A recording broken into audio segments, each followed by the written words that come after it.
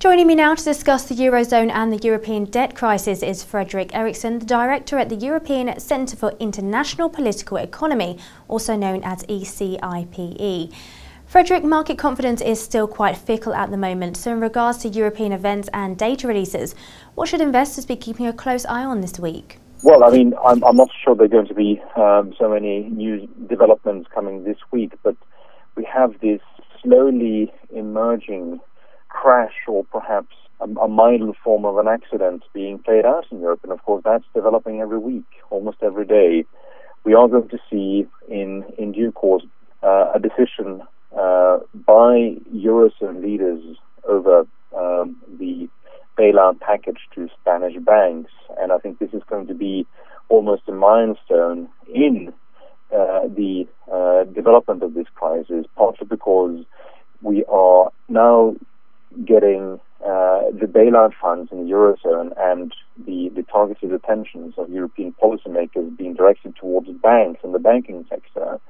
And it's also a decision which is subject to a lot of controversies in Europe, especially as the money is being taken from the bailout fund that previously wasn't designed to prop up banks directly. This was a fund that was going to support governments and sovereigns, but now they're going to use some of that money to prop up banks.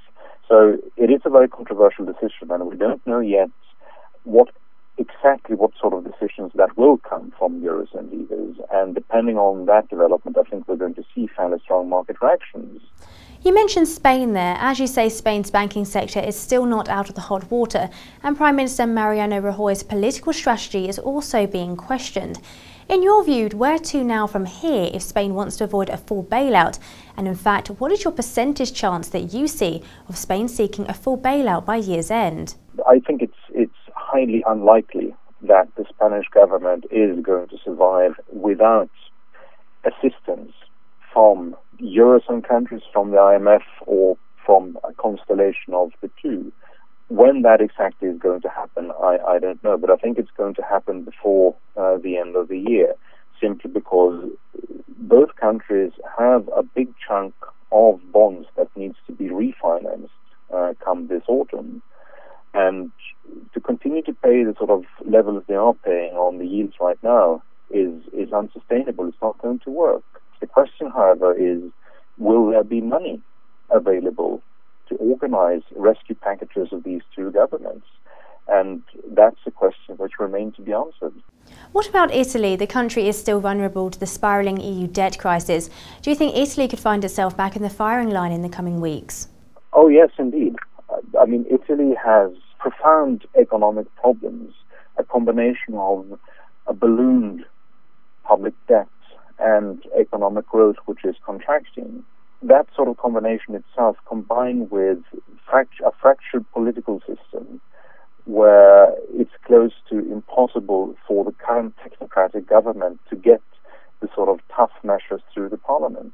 What we've seen in the past months is that watered-down proposals of what the Monti government initially proposed have been endorsed and have been ratified by the parliament, but they are far from as radical as they need to be for Italy to, in the first place, regain its credibility on the financial markets, and in the second place, to get the economy moving again. In regards to certain Eurozone countries, using the pigs perhaps as an example, how much more austerity can these struggling economies realistically take without choking off any potential growth and pushing these countries further into depression? Well, it's a difficult question to answer because I don't think there is a universal answer for all countries. I think there are certainly economies in difficult situations right now which have no alternative than to use austerity measures, simply because markets are not prepared to lend them resources if they're going to continue to run fiscal deficits which are at elevated levels they have right now.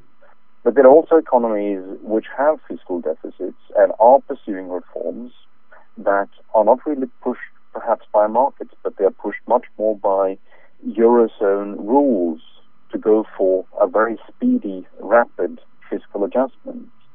And I think those economies which have the space to slow down that pace and to avoid taking rash decisions about especially increasing taxes, I think they should use that space to have a softer fiscal adjustment. I mean, the fiscal adjustment is going to happen.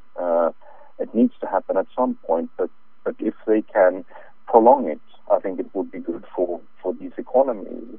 But the problem overall, and I think this relates to the big meta debate that we've seen in the past months about austerity versus growth, is that there simply isn't much room for increasing spending or to run an expansionary fiscal policy.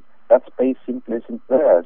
EU leaders aside, what about the ECB's role in all of this? What crisis-fighting measures do you think the European Central Bank will, or should I should say, pull out from its sleeve next? That's a very good question, and I'm afraid it's a question which is very difficult to answer, simply because the ECB is, in contrast to many central banks around the world, it's a central bank which is very difficult to take account of what sort of future path it's going to take. My view, and I think it's a view which is shared by many other people, is that a central bank in an economy needs to play the role of the lender of last resort to sovereigns, to governments.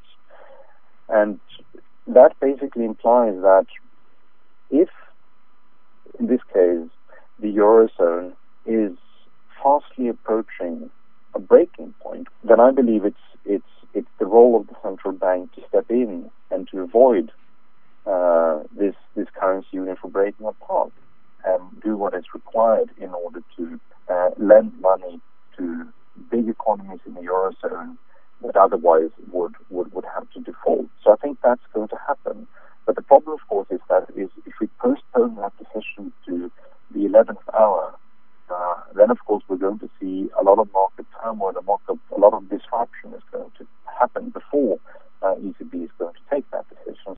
Okay, Fredrik, it was great to get your opinion on the matter. Thank you very much. Now stay tuned to Dukas Copy TV for the latest edition of the Press Review and a closer look at silver and crude oil. But for now, goodbye.